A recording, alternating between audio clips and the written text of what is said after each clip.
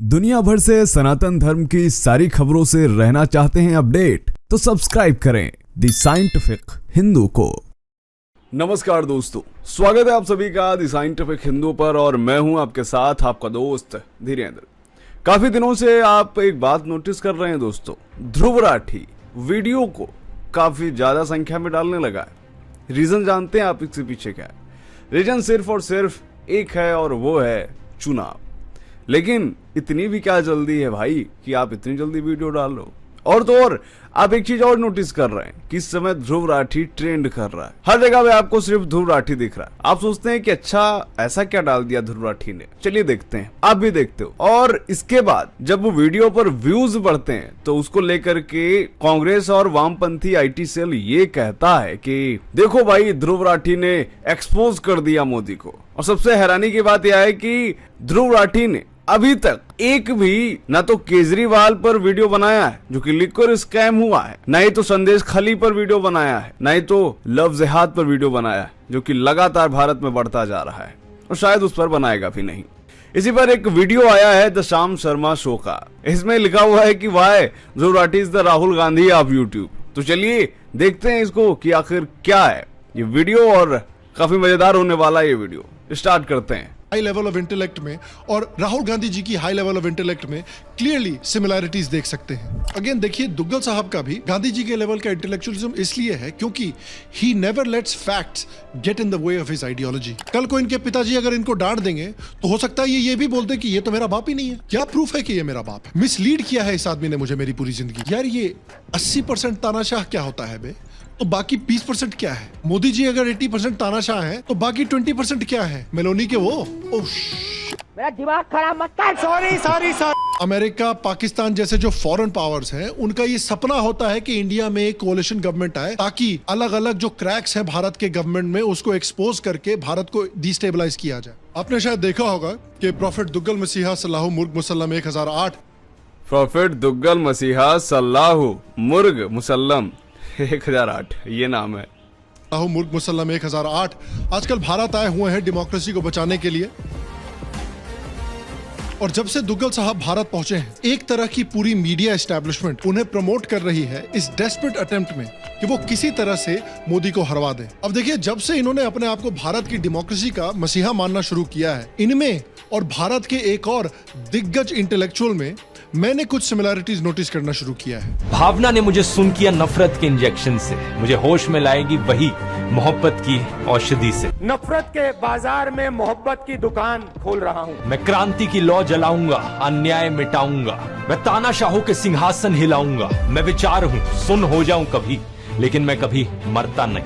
राहुल गांधी आपके दिमाग में है, मैंने मार दिया उसको। जिस व्यक्ति को आप देख रहे हो वो राहुल गांधी नहीं है। स्क्रिप्ट राइटर सेम ही है। क्या हमें सही में जरूरत है और हाईवेज की? जैसे ही आपने अपने स्कूटर में, मोटरसाइकिल में पेट्रोल डाला ना, अदानी जी के जेब में सीधा पैसा जाता है। जो चीजें हो रही हैं देश में, उसको देखकर लगता है Modi is around 70 to 80% on the way of becoming a तानाशाह। 22 जो पहली 70 to 80%, ये क्या रेशियो है भाई? ये कहां से लाया है? जर्मनी से लाया है क्या? 70 to 80% रेशियो क्या होता है भाई? वाह भाई, 70 to 80% रेशियो तानाशाह वो इसलिए हुआ क्योंकि मोदी देशभक्त है। अभी तब तानाशाही नहीं आई थी जब एक जाति विशेष के लिए संसद में कानून बना दिया गया था। तब तानाशाही नहीं आई थी जब राजीव गांधी ये कह रहे थे कि जब बड़ा पेड़ गिरेगा तो धरती हिलेगी। तब तानाशाही नहीं आई थी जब विपक्ष के सारे नेताओं को जेल में डाल दिया गया था। हाँ, अब तानाशाही है, वो भी कितनी? 70 to 80%। गजब। आज 40 रुपए। मध्य प्रदेश में 35 लाख बेरोजगार युवा है। बजट में से अगर 100 रुपए का निर्णय लिया जाता है तो आदिवासी कितना निर्णय लेते हैं? 0.01। मतलब आदिवासी अफसर 100 रुपए में से 10 रुपए का निर्णय लेते हैं। कहना क्या चाहते हो भाई? मैंने नोटिस किया है कि आजकल इन दो दिग्गज इंटेलेक्चुअल्स में सरप्राइजिंग अमाउंट ऑफ सिमिलैरिटीज हैं जो इस वीडियो में मैं आपके साथ शेयर करना चाहता हूं। और मैं ये भी डिस्कस करना चाहता हूं कि पता नहीं कैसे प्राइम मिनिस्टर मोदी के सर पे भगवान की कैसी कृपा हो रखी है कि ना सिर्फ पॉलिटिक्स में उनके सबसे बड़े ऑपोजिशन में राहुल गांधी हैं, लेकिन सोशल मीडिया में भी उनके सबसे बड़े ऑपोजिशन में एक और राहुल गांधी निकल कर आ गए हैं। हेलो और श्याम शर्मा शो के इस एपिसोड में आपका बहुत बहुत स्वागत है। मैं हूं सेकुलरिज्म का सीईओ श्याम शर्मा और आप सबको एक सेकुलर प्रणाम। तो देखिए, आज हम बात करेंगे इंटरनेट के राजा बाबू,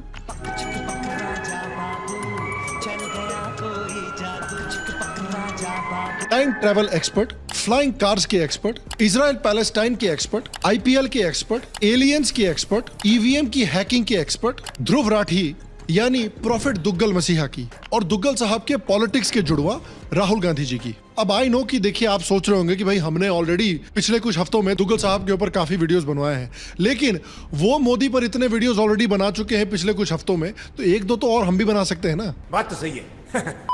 आजकल प्रॉफिट दुग्गल मसीहा और उनके गुरुजी रवीश कुमार भारत की खत्म हो चुकी डेमोक्रेसी और भारत में आई डिक्टेटरशिप को एक्सपोज करने में जी जान से जुड़े हुए हैं। जोर से हंसना ताकि आपकी हंसी तानाशाह के अहंकार को डुबा दे। मोदी सरकार की वजह से हमारे देश की रेपुटेशन नीचे गई है आज के दिन दुनिया में। Oh my God.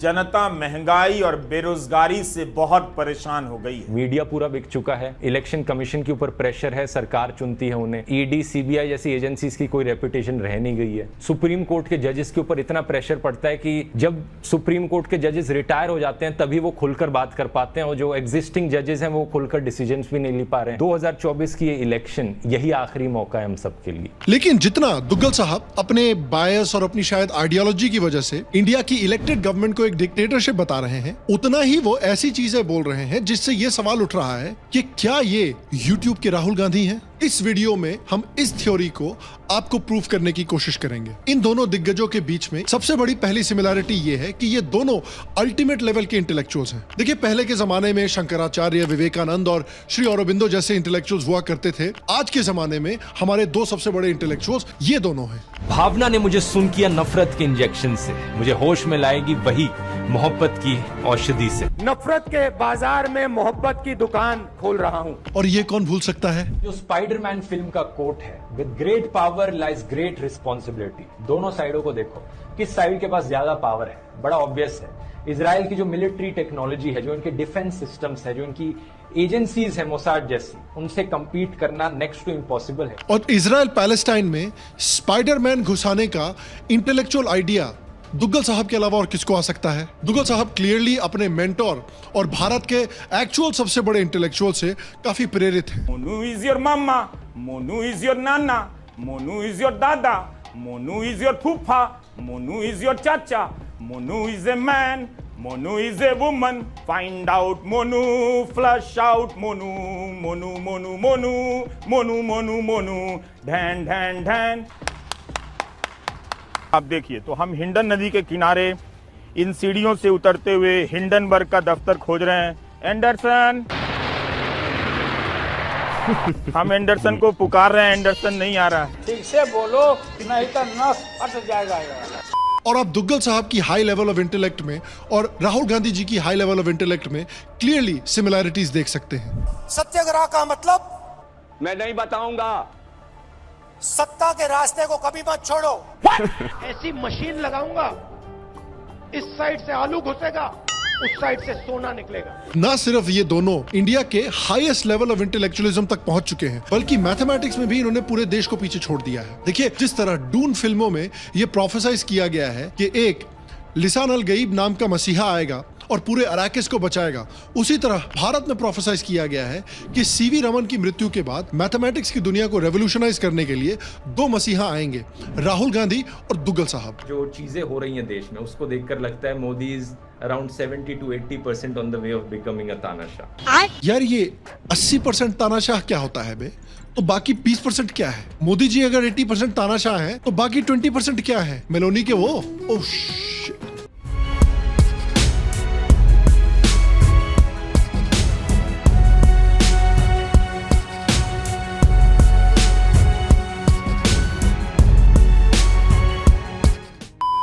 Sorry Modi ji, दुखती रग पे हाथ रख दिया मैंने गलती से। मेरा दिमाग खराब मत कर। Sorry sorry sorry. ये तो वही बात हुई कि मैं बोलूं कि मैं 80% इंसान हूं और 20% पालक पनीर हूं। कोई सेंस है इस बात का? नहीं।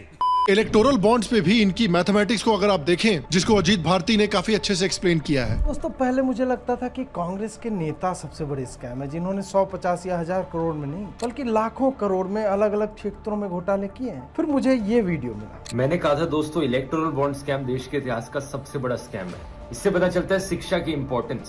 फिर लगा कि ये आदमी सबसे बड़ा स्कैम है, जिसे लगता है कि इलेक्टोरल बॉन्ड जो कि हर पार्टी ने लिया, 2019 से ही कांग्रेस ने इसका विरोध किया, फिर भी 1422 करोड़ के बॉन्ड भुना लिए, वही भारत का इसके लिए सबसे बड़ा स्कैम है। 2G कोयला scam, Augusta Westland, Tata truck घोटाला, कॉमनवेल्थ स्कैम, आदर्श घोटाला, cash for vote, JNK cricket association, Aircel Maxis, Antrix Devas, पिलेटस trainer aircraft घोटाला आदि तो लाखों करोड़ में। वो स्कैम नहीं है। देखिए, मैथमेटिक्स की खासियत ही यही है कि मैथमेटिक्स का जो पूरा फील्ड है ये आइडियोलॉजी पे बहुत डिपेंड करता है। अगर कोई कंट्रोवर्सी आपकी आइडियोलॉजी से मेल करती है तो मैथ देखिए बड़े अच्छे से काम करेगा, लेकिन अगर ऐसी कोई कंट्रोवर्सी हुई हो जो आपकी आइडियोलॉजी के खिलाफ जाती है तो मैथमेटिक्स के रूल्स को प्रभुदेवा की बॉडी की तरह ट्विस्ट किया जा सकता है। और देखिए, दुग्गल साहब और राहुल गांधी जी जो हैं, इनका भारत के सबसे इंपॉर्टेंट और सबसे बड़े इंटेलेक्चुअल होने का रिजल्ट ये है कि ना सिर्फ ये पॉलिटिक्स के मैदान में सबसे बड़े एक्सपर्ट है, बल्कि ये मैथमेटिक्स के मैदान में भी सबसे बड़े एक्सपर्ट है और मेडिसिन के मैदान में भी सबसे बड़े एक्सपर्ट है। याद रखिए कि कोरोना के समय पर दुग्गल साहब जब डॉक्टर बने थे तो उन्होंने एक पूरी डिटेल वीडियो बनाकर कहा था कि भाई कोरोना जो है वो तो जनरली देखिए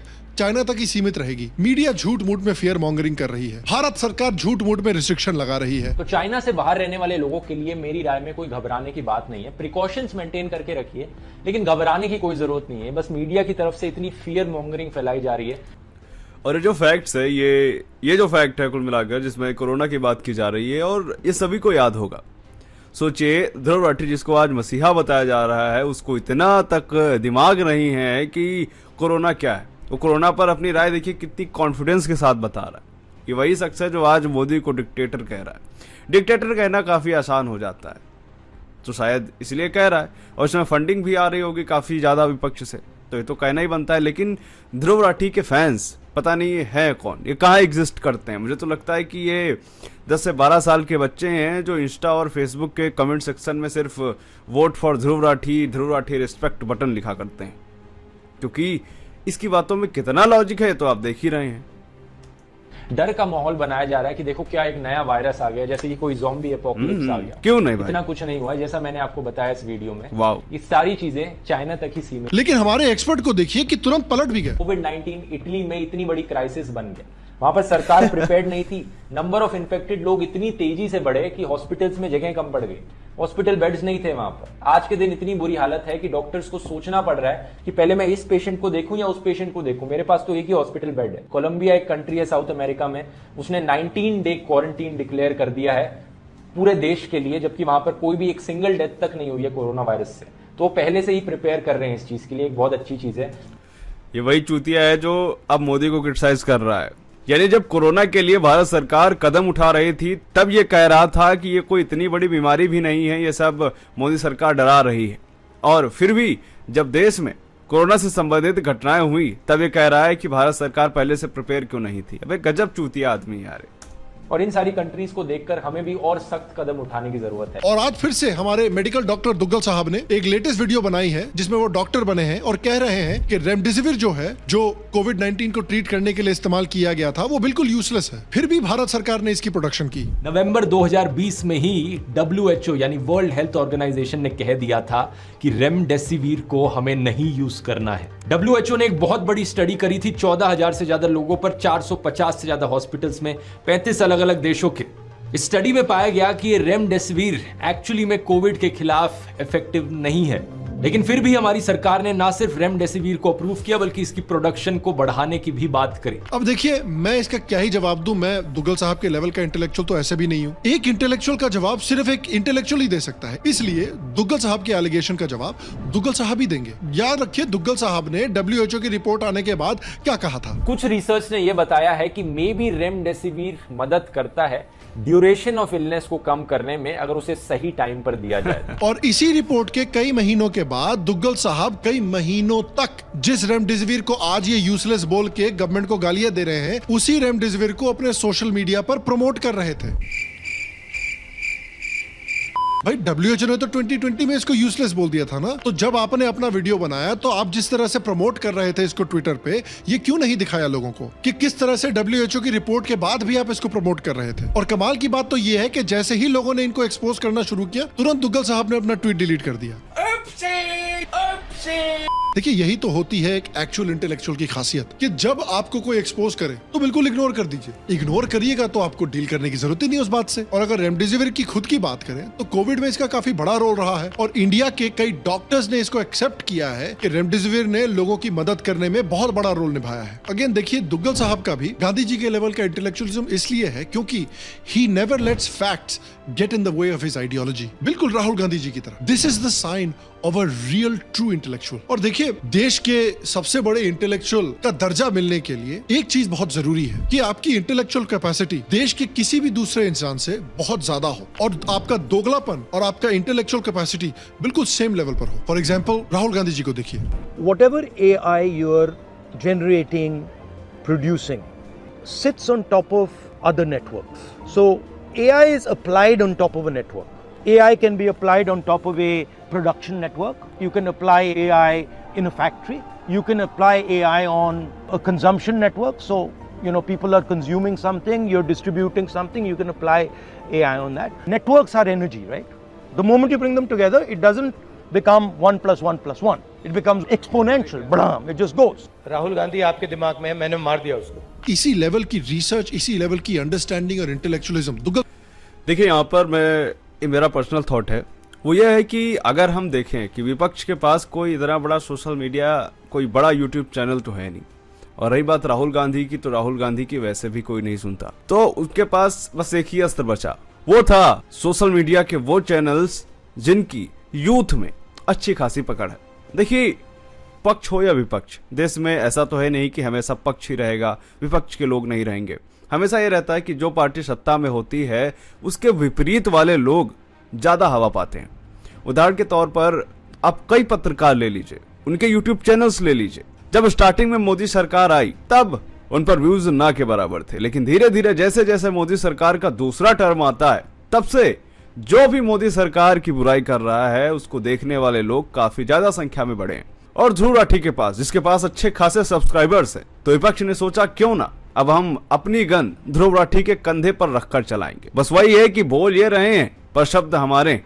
स्क्रिप्ट राइटर सेम ही है राहुल गांधी और ध्रुव राठी का। एक होता है वीडियो बनाना, फैक्ट बनाना, और एक होता है मैनिपुलेशन करना। ध्रुव राठी के सारे वीडियो और तो और सारे ट्वीट भी मैनिपुलेटेड है, उनका जवाब भी तुरंत आ जाता है, लेकिन ध्रुव राठी क्या करता है, अपने ट्वीट के नीचे वो सारे रिप्लाईज को हिडन कर देता है। और तो और जो यूट्यूब चैनल है, अगर उस पर कोई उसको एक्सपोजिंग वाला कमेंट करता है तो उसको डिलीट कर देता है। सोचिए वही शख्स है जो ये कहता है कि देश में डिक्टेटरशिप आ गई है। क्या ये खुद डेमोक्रेसी वाली हरकतें कर रहा है जो इसको डिक्टेटरशिप दिख रही है देश में? दुग्गल साहब में भी है। जब दुग्गल साहब से एक इंटरव्यू में एक जर्नलिस्ट ने पूछा कि भाई प्यू रिसर्च सेंटर के सर्वे के मुताबिक 80% इंडियंस जो हैं तो वो प्राइम मिनिस्टर मोदी को एडमायर करते हैं, तो उसमें देखिए दुग्गल साहब क्या कहते हैं। ये जो सर्वेज हैं, प्यू सर्वे जो आपने कहा, इस पे मैं ज्यादा ट्रस्ट नहीं करूंगा, क्योंकि if you take them at the face value, they can be highly misleading. और इनका एक्सप्लेनेशन देखिए। Let's imagine an imaginary burger here, and I say that this burger is a very healthy burger. 75% of this burger is made of whole wheat grain and full of nutritious veggies. On a scale of 1 to 10, how healthy would you say is this burger? To begin with, I would refuse it. Sure, but just give it a rating on health aspect. Oh well, if you insist, I'll give it a rating. Very nutritious and inedible. 0 to 10. 0 to, give me a number. 0 to 10. 10 is the healthiest, 0 is the unhealthiest. 5. Give me a rating based on health. Okay, 8. 8. Okay, now let's imagine another burger here. Another imaginary burger. And this is full of unhealthy stuff. 25% of this burger is made of trans fat. On a spectrum of same 0 to 10, how healthy would you say this burger is? And I'll still want to eat it. Now the thing is, what if I tell you both these burgers are the same burger? It's just the way of asking the question that is different. ये होती है एक level of intellectualism जिसको आप कभी पहुंच ही नहीं सकते अपनी। प्यू रिसर्च सेंटर के सारे सर्वे झूठे हैं। हाँ, ये बर्गर वाला जो कॉन्सेप्ट आया है ये काफी बढ़िया है, और ये शख्स जो कहता है कि मैं रिसर्च सर्वेस को ज्यादा वैल्यू नहीं देता, ये अपने हर वीडियोस में अरे गहरे रिसर्च सर्वे उठा के लेके चला आता है, फिर चाहे वो द वायर हो या फिर और भी तमाम वामपंथी मीडिया पोर्टल्स हों। अपनी लाइफ में। आप कितनी भी पढ़ाई कर लो, कितनी भी पीएचडी कर लो लाइफ में, इतनी हाई लेवल की इंटेलेक्चुअलिज्म सुनकर करण थापर की शक्ल भी देख लीजिए। तो सारे मिलके हमको पागल बना रहे हैं के बच्चे। देखिए दुग्गल मसीहा जो हैं, वो प्यू रिसर्च सेंटर के डेटा में इसलिए विश्वास नहीं करते क्योंकि इसको मिसलीडिंग बना दिया गया है। तो एक सर्वे मिसलीडिंग है, लेकिन V-Dem, reporters without borders, freedom house के जो रिपोर्ट्स आए हैं, जिनको दुग्गल साहब ने बहुत प्रमोट किया था अपनी वीडियोस में इंडिया की डेमोक्रेसी पर सवाल खड़ा करने के लिए। नमस्कार दोस्तों, यूएस में आई एक नई रिपोर्ट ने बताया है कि इंडिया अब एक आजाद देश नहीं रहा। इसी महीने डेमोक्रेसी रिपोर्ट 2024 रिलीज हुई स्वीडन के वीडेम इंस्टीट्यूट के द्वारा। उन रिपोर्ट्स में कोई प्रॉब्लम नहीं है, वो रिपोर्ट्स बिल्कुल भी किसी तरीके से मिसलीडिंग नहीं हो सकती। जबकि फ्रीडम हाउस, जिसको ये इतना कोट कर रहे हैं, इसको लिटरली अमेरिका की गवर्नमेंट फंड करती है। ये organization basically American foreign policy का एक आर्म है। उसके बावजूद इसमें कोई प्रॉब्लम नहीं हो सकती। यही तो होता है असली इंटेलेक्चुअल, जो आइडियोलॉजी के हिसाब से देखता है कि क्या सही है और क्या गलत है। कल को इनके पिताजी अगर इनको डांट देंगे तो हो सकता है ये भी बोलते कि ये तो मेरा बाप ही नहीं है। क्या प्रूफ है कि ये मेरा बाप है? मिसलीड किया है इस आदमी ने मुझे मेरी पूरी जिंदगी। मेरा बाप तो एक्चुअली पड़ोसी है, क्योंकि मेरे पड़ोसी ने मुझे आज तक कभी नहीं डांटा, हमेशा प्यार से बात करता है। सही बात है। और दुग्गल साहब की इंटेलेक्चुअलिज्म भी तो देखिए। करण थापर को ये जाके बोलते हैं कि प्यू रिसर्च सर्वे जो है वो बिल्कुल गलत है, लेकिन उन्होंने खुद ये कहा था। इस ऑर्गेनाइजेशन के बारे में बात करते हैं। इस सेंटर की स्पेशलिटी सर्वेज में ही है और दुनिया भर में ऐसे ये कई डिटेल्ड सर्वेस कंडक्ट करवाता है। इसे अपनी फील्ड में one of the most credible organisations माना जाता है। कई ऐसी वेबसाइट्स होती हैं जो बायस चेक करती है मीडिया हाउसेस का कि कोई मीडिया हाउस लेफ्ट लीनिंग है या राइट लीनिंग है, तो वो वेबसाइट्स भी इसे सेंट्रिस्ट कंसिडर करती हैं। ओवरऑल काफी क्रेडिबल ऑर्गेनाइजेशन है, काफी क्रेडिबल सर्वे है। मसीहा साहब तो अपने वीडियोस में प्यू रिसर्च सेंटर के डेटा को बिल्कुल फैक्ट की तरह इस्तेमाल कर चुके हैं। 2021 के प्यू रिसर्च सेंटर के सर्वे ने भी यही चीज बताई थी। फिर उसके बाद रिलीजन पे दुग्गल साहब का इंटेलेक्चुअलिज्म देखिए। Do you pray? I'm guessing you don't pray if you're an atheist, but I don't pray, especially not to idols. Not to idols, okay. मूर्तियों की पूजा नहीं करने में विश्वास रखता हूँ। क्रिटिकल थिंकिंग और लॉजिकल रीजनिंग के बेसिस पर ही मैंने बचपन में ही ये कंक्लूजन रीच किया कि नहीं हो सकता, ये रियल नहीं हो सकता, कुछ सेंस नहीं बनाता। तो एक तरफ तो ये कहते हैं कि ये बुत परस्ती नहीं करते, इनको रिलीजन में बिल्कुल इंटरेस्ट नहीं है, ये सब झूठ है, फरेब है, लोगों को बेवकूफ बनाने के लिए इस्तेमाल किया जाता है। उसके बाद यही दुग्गल साहब हैं जो रामायण के लेसन्स अपनी ऑडियंस को पढ़ा रहे हैं। मैं इस मौके का इस्तेमाल करना चाहूंगा इस वीडियो में श्री राम की क्वालिटीज को डिस्कस करने के लिए भी, क्योंकि राम का नाम लेना तो बहुत आसान काम है, लेकिन श्री राम की वैल्यूज और प्रिंसिपल से सीखना और उन्हें अपने ऊपर अप्लाई करना बहुत मुश्किल। कि राम कितने वर्चुअस थे, सभी लोगों को लेकर उनके दिल में कंपैशन था। सीधा सबक हमें यहाँ पर मिलता है ह्यूमिलिटी, कंपैशन और फॉरगिवनेस का। जय जय राम, जय सिया राम। कहीं ऐसा तो नहीं कि ये अपनी ऑडियंस को बेवकूफ बना रहे? नहीं नहीं नहीं नहीं नहीं नहीं नहीं नहीं, इतना बड़ा इंटेलेक्चुअल ये सब काम नहीं कर सकता। देखिए, एथीज्म से मुझे कोई प्रॉब्लम नहीं है। अगर आप रिलीजन में विश्वास नहीं करते, I have no issues with it. लेकिन इशू क्या है ना कि कूल बनने के लिए एथीस्ट हैं, वो इस तरह की एजी बातें बोलते हैं जो दुग्गल साहब बोल रहे हैं। I don't pray. कि भाई हम देखिए कितने समझदार हैं, जो लोग भगवान में विश्वास रखते हैं वो तो बेवकूफ है यार, ब्रेन वॉश लोग हैं, हमारी तरह स्मार्ट और इवॉल्व लोग नहीं है। देखिए दुग्गल साहब जैसे जो इंटेलेक्चुअल हैं, वो इन रीजंस को एंगेज नहीं करेंगे कि रिलीजन क्यों डेवलप हुआ है एक्चुअली दुनिया में, क्यों रिलीजन की वैल्यूज हैं सोसाइटीज में। रिलीजन की वैल्यू को एक मिमीटिक लेवल पे स्टडी करना चाहिए। Memetics is the study of memes. नहीं, ज्यादा एक्साइटमेंट में मत आइए कि भैया अब तो NEET देने की जरूरत नहीं है, कॉलेज जाके डैंक मीम्स में PhD करेंगे। मिमीटिक्स इज द प्रोसेस कि कैसे हर एक सोसाइटी, हर एक सिविलाइजेशन, हर एक कल्चर में इंफॉर्मेशन के पैटर्न्स होते हैं जिन्हें मीम्स बोला जाता है। उनको कैसे क्रिएट, सिलेक्ट और रेप्लिकेट किया जाता है कि उनको generation to generation pass on किया जाए। और इसी तरह का एक मीम है रिलीजन। रिलीजन क्यों हजारों सालों तक एग्जिस्ट करके रहा है, इसके क्या सोसाइटल, सोशियोलॉजिकल, साइकोलॉजिकल क्या बेनिफिट्स हैं, कैसे रिलीजन एक नेशनहुड की फीलिंग देता है और कैसे एक सिविलाइजेशन को यूनाइट कर सकता है और कैसे लोगों को उनकी लाइफ में एक डीप सेंस ऑफ मीनिंग दे सकता है। ऑब्वियसली रिलीजन्स का मिसयूज किया जाता है और ऐसे कुछ रिलीजन्स हैं जिनकी फिलॉसफी जेन्युइनली एंटी फ्रीडम है, ऑप्रेसिव है और लोगों को डिवाइड करती है। लेकिन इशू ये है ना कि कूल बनने के चक्कर में इन सारी चीजों को इग्नोर कर दिया जाता है। Basically throwing the baby out with the bath water. Throw it out the window. I am under the water. Please help me. Duggal साहब को अपने आप से ये पूछना चाहिए कि आज वोकिज्म जो है वो क्या है।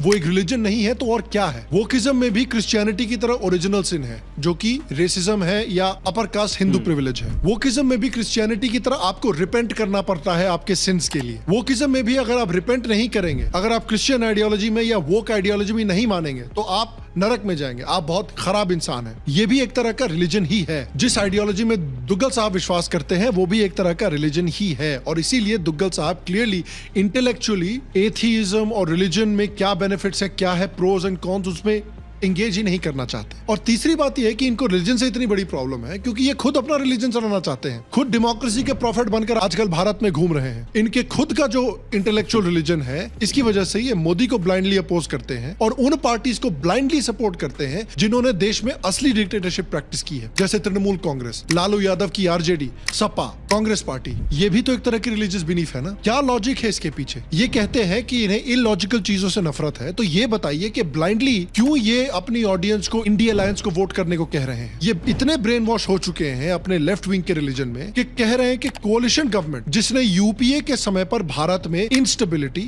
Corruption, policy paralysis, complete lack of accountability और एक नाइटमेयर क्रिएट किया हुआ था इन्वेस्टर्स के लिए, उनके हिसाब से वो एक फुल मेजॉरिटी गवर्नमेंट से बेहतर होता है। अमेरिका, पाकिस्तान जैसे जो फॉरेन पावर्स हैं, उनका ये सपना होता है कि इंडिया में एक कोalition गवर्नमेंट आए ताकि अलग अलग जो क्रैक्स हैं भारत के गवर्नमेंट में उसको एक्सपोज करके भारत को डिस्टेबलाइज किया जाए। आप याद कीजिए कि यूपीए के समय पर पाकिस्तान ने कितनी गंद मचाई थी भारत में। उनके हिसाब से ये मेजॉरिटी गवर्नमेंट से बेहतर है। बहुत बड़ा एक डर है कि कोalition गवर्नमेंट आने से देश का विकास रुक जाएगा। ये बहुत ही बड़ा मिसकंसेप्शन है कि देश का विकास रुक जाएगा, क्योंकि अगर आप हिस्ट्री चेक करोगे कोalition गवर्नमेंट्स की और जो मेजॉरिटी गवर्नमेंट्स हैं उनकी, तो आपको दिखेगा जो सबसे ज़्यादा हमें डेवलपमेंट देखने को मिली है देश में, जो सबसे प्रोग्रेसिव कानून देश में आए हैं, वो कोalition गवर्नमेंट के ईयर्स में ही आए हैं। यही तो एक हाई लेवल। मुझे तो डाउट है कि ये अपनी जो स्क्रिप्ट है ये खुद लिखता है या इसकी स्क्रिप्ट कोई लिखता है। ये जो फैक्ट बताता है ये खुद ही भूल जाता है कि मैंने बताया क्या हुआ है। अबे गठबंधन की सरकार ने क्या विकास करा है देश में, और ये बता रहा है कि सबसे बढ़िया काम कर रहा है जब गठबंधन की सरकार आई है। वाह भाई। लेवल ऑफ इंटेलेक्चुअलिज्म है और हाई लेवल ऑफ बकचोदी है जो हम राहुल गांधी और दुग्गल साहब दोनों में देख सकते हैं। जो राहुल गांधी पहले कास्ट में विश्वास ही नहीं रखते थे। The same way I go to a university and I talk to students, the same way I go to some chai wala and I sit down and I talk to him. I don't ask the chai wala, are you Dalit? No. He's a person for me. वो आज caste census करने की बातें कर रहे हैं। देश का एक्सरे कर देंगे, दूध का दूध, पानी का पानी हो जाएगा। पिछड़े वर्ग को, दलितों को, आदिवासियों को, गरीब जनरल कास्ट के लोगों को, माइनॉरिटीज को पता लग जाएगा कि इस देश में उनकी भागीदारी कितनी है। वेल्थ रिडिस्ट्रीब्यूशन की बातें कर रहे हैं। इसके बाद हम फाइनेंशियल और इंस्टीट्यूशनल सर्वे करेंगे, ये पता लगाएंगे कि हिंदुस्तान का धन किसके हाथों में है, कौन से वर्ग के हाथ में है, और इस ऐतिहासिक कदम के बाद हम क्रांतिकारी काम शुरू करेंगे। जो आपका हक बनता है वो हम आपके लिए आपको देने का काम करेंगे। मोहब्बत की दुकान चलाने वाले लोग इंडिया को एक नेशन ही नहीं मानना चाहते। India is not described as a nation. It is described as a union of states. Duggal साहब का भी सेम है। दुग्गल साहब का भी दोगलापन देखिए। लेकिन ट्विटर आप देखोगे डोनाल्ड ट्रंप का तो कुछ ऐसा ही देखने को मिलेगा। स्टॉप द काउंटिंग, मतलब डोनाल्ड ट्रंप ओपनली ट्विटर पे लिख रहे थे जब इलेक्शन की काउंटिंग चल रही थी कि काउंटिंग बंद कर दो, मानो कि मतलब बाकी वोट्स की कोई कीमत ही नहीं है। इसके बाद इलेक्शन फ्रॉड की नोटंकी भी चालू कर दी इन्होंने, कहा कि मैं जो इलेक्शन हार रहा हूँ ये इलेक्शन फ्रॉड की वजह से हार रहा हूँ। यहाँ पर इतने सारे ये जो बैलेट लाए गए हैं ये फ्रॉड हैं, नकली हैं, सारे डेमोक्रेट्स के लिए वोट जाने लग रहे हैं वगैरह वगैरह। ईवीएम फ्रॉड का बहुत ही सीरियस इशू है ये। इलेक्ट्रॉनिक वोटिंग मशीन जो इंडिया में यूज की जाती है वो बहुत ही आसानी से हैक की जा सकती है, तो ये इशू सीरियस है, चाहे कोई ईवीएम फ्रॉड इस बार हुआ हो ना हुआ हो। और इसी तरह के दोगलेपन का और हाई लेवल ऑफ इंटेलेक्चुअलिज्म का एक और एग्जांपल है स्कैम्स। देखिए दुग्गल साहब अपनी रिलीजन में इतना ब्रेन वॉश हो चुके हैं कि स्कैम्स पर भी उनका नजरिया काफी इंटरेस्टिंग हो गया है। कुछ साल पहले देखिए राहुल गांधी जी ने डीमोनेटाइजेशन को सबसे बड़ा स्कैम बताया था भारत का। मैंने आपसे कहा है डीमोनेटाइजेशन दुनिया का सबसे बड़ा स्कैम है। मैं फिर से कह रहा हूं, डीमोनेटाइजेशन दुनिया का सबसे बड़ा स्कैम था। दुग्गल साहब जी ने इसके ऊपर अग्री किया था और इसको एक बहुत बड़ा स्कैम बोला था। यहाँ तक कि दुग्गल साहब ने तो इलेक्टोरल बॉन्ड की जो भी न्यूज निकल कर आई है उसको भारत का सबसे बड़ा स्कैम बोला है। इलेक्टोरल बॉन्ड का स्कैम ना सिर्फ देश का सबसे बड़ा स्कैम है बल्कि पूरी ही दुनिया का सबसे बड़ा घोटाला है। मतलब डीमोनेटाइजेशन जिसमें किसी ने कोई पैसा नहीं खाया, और इलेक्टोरल बॉन्ड्स जिसमें 53% इलेक्टोरल बॉन्ड्स के पैसे ऑपोजिशन पार्टीज को गए हैं, वो ज्यादा बड़ा स्कैम है। लेकिन कॉमनवेल्थ गेम्स का स्कैम जिसमें 70,000 करोड़ से ज्यादा का घोटाला हुआ था, कोल स्कैम जिसमें 1.86 लाख करोड़ का घोटाला हुआ था, 2G स्कैम जिसमें 1.76 लाख का घोटाला हुआ था। सत्यम स्कैम 1.47 बिलियन डॉलर्स का घोटाला हुआ था। चारा घोटाला जिसमें 930 करोड़ रुपए का घोटाला हुआ था। ऐसे कई घोटालों की लंबी लिस्ट है इंडिया अलायंस में। तो दुग्गल साहब के हिसाब से ये स्कैम्स जो हैं वो इलेक्टोरल बॉन्ड्स और डीमोनेटाइजेशन से छोटे स्कैम हैं। वो इंडिया अलायंस के स्कैम्स को वैसे ही इग्नोर करते हैं जैसे आईपीएल की ट्रॉफी आरसीबी को इग्नोर कर रही है। ये तो वही बात हुई कि डॉक्टर आपको कहता है कि देखिए हेल्थ के लिए दिन में थोड़े से कैरेट ठीक है, बहुत ज्यादा कैरेट मत खाइए, लेकिन जितने छोले भटूरे खाने हैं, बटर पनीर खाना है, बटर नान खाना है, सब खाइए, कोई टेंशन नहीं है। ये तो वही बात हुई कि स्कैम के खिलाफ आवाज उठाने वाले गलती से एक अलेजेड क्रिप्टो करेंसी स्कैम को प्रमोट कर रहे हैं, जिस बात का एक्सपोजर होने के बाद बड़ी चालाकी से इसको डिलीट भी कर दिया गया उनके चैनल से अपेरेंटली।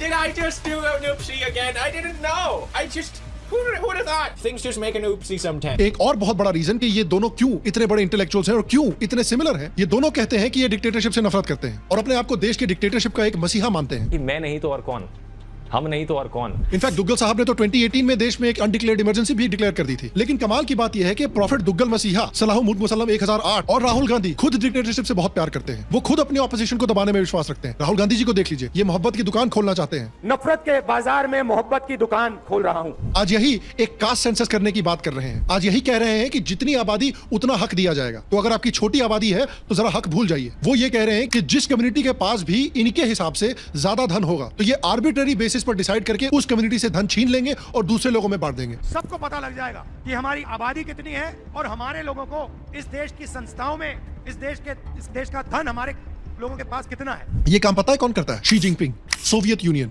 वेनेजुएला, अर्जेंटीना की मिलिट्री रूल यानी डिक्टेटरशिप्स करती है। यार ये तो वही बात हुई कि गांधी जी सबको दूसरा गाल आगे करने को बोल रहे हैं और खुद ऐसे काम कर रहे हैं।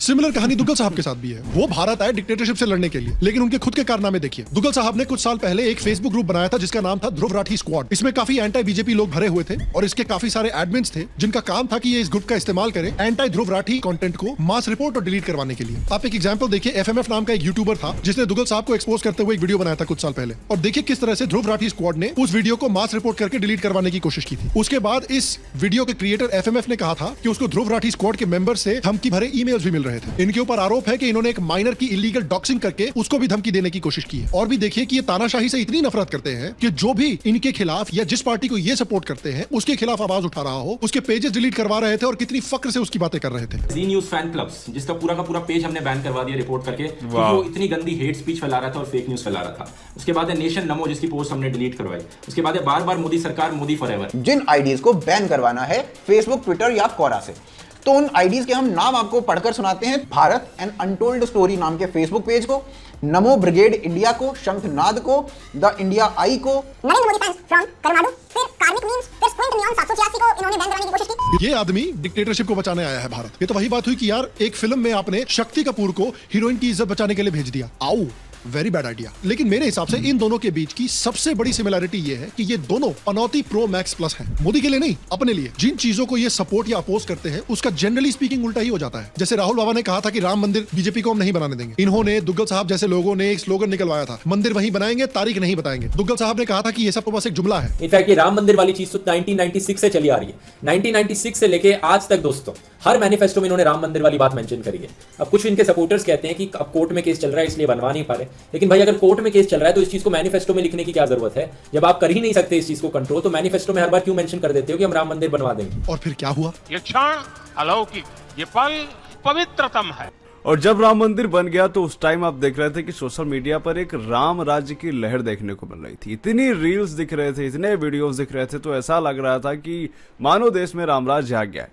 लेकिन तब इस ध्रुव राठी को यह लगा कि ऐसा ना हो कि सबके सब लोग बीजेपी को वोट दे दें, तो इसके लिए इसने बाकायदा एक प्लान बनाया। सबसे पहले स्टार्ट किससे की? भगवान श्री राम के वीडियो से ही, जिसमें इसने बताया कि भगवान श्री राम की क्वालिटीज क्या हैं। उसमें भी इसने बीजेपी को टारगेट करा उस टाइम जब राम मंदिर का निर्माण हुआ था।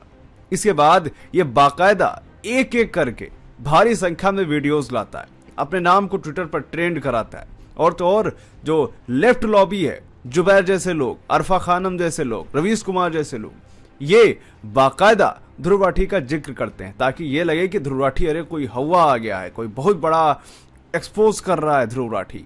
और ध्रुव राठी लगातार वीडियो लाता रहता है ताकि देश में एक हवा बन पाए मोदी के खिलाफ। लेकिन ये इसमें बिल्कुल भी सफल नहीं हुआ, बस ट्विटर पर लेफ्ट वाले लगातार ध्रुव राठी चिल्ला रहे हैं ताकि लोग मानने पर मजबूर हो जाएं कि हाँ, ध्रुव राठी जो कह रहा है बात तो सही कह रहा है, देश में तानाशाही आ गई है, इस बार लास्ट मौका है, बीजेपी को हटा दो वरना अगली बार मोदी खुद को डिक्टेटर घोषित कर देगा। राहुल गांधी और दुग्गल साहब कहते थे कि बीजेपी में हिम्मत नहीं है कि आर्टिकल 370 को छू कर भी दिखा दे। दुग्गल साहब ने इसको भी जुमला कहा था। इसके बाद इनके कुछ यूजुअल जुमले हैं दोस्तों जो ये हर 5 साल बाद फेंकते हैं, जैसे कि आर्टिकल 370 हटा देंगे, यूनिफॉर्म सिविल कोड ले आएंगे। और फिर क्या हुआ? धारा 370 को समाप्त करने का वो बिल को माननीय सर्वोच्च अदालत ने संवैधानिक घोषित किया है। जब मोदी गवर्नमेंट ने स्टैच्यू ऑफ यूनिटी बनवाई थी तब उसको भी राहुल गांधी ने अटैक किया था। दुग्गल साहब ने तो एक पूरा डेडिकेटेड वीडियो इस पर बनाया था कि स्टैच्यू ऑफ यूनिटी कितनी खराब चीज है, इससे भारत को कितना नुकसान होगा।